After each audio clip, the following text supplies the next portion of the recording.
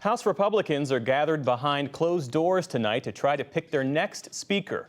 Congressional correspondent Lisa Desjardins spent the day polling Republican members and joins us now from Capitol Hill. So, Lisa, are Republicans circling in on a consensus choice at this hour?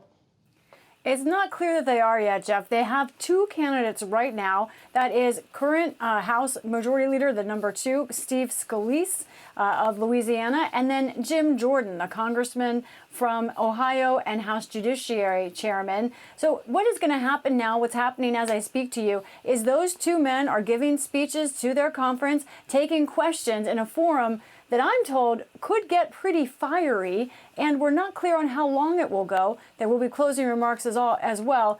There won't be a vote until tomorrow. That's when this same group of Republicans will meet again behind closed doors, hold a secret ballot vote.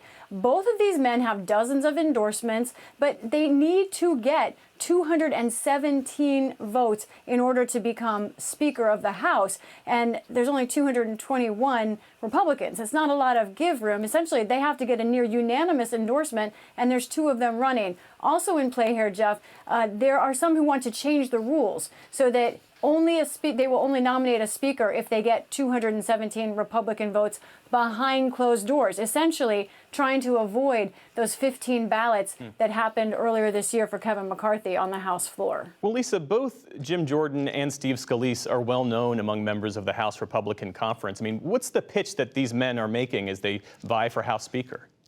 It's interesting. They're essentially from the same generation. They've been here about the same amount of time, and they're both well-known leaders. But let's look at their pitches, what I'm hearing from them and their allies today. Steve Scalise, again from Louisiana, he is pitching himself as someone who is a strong conservative with those credentials, touting himself as a good fundraiser, also saying he's got deep relationships in the conference. He's known as being affable. He is the current number 2. Now, one question mark for some members, like Ralph Norman of South Carolina, is Scalise is fighting a form of blood cancer. He says it was found early and he has good chances of recovery, but that's something that members are actually thinking about. Now, Jim Jordan, he also is well known. Let's go through what he is pitching himself as. His group is saying that he is a unifier. He is more trustworthy. That is something sort of related to Kevin McCarthy and the lack of trust that some members have from him. He is also saying he's hawkish on Israel and crime. He is saying that he tonight will lay out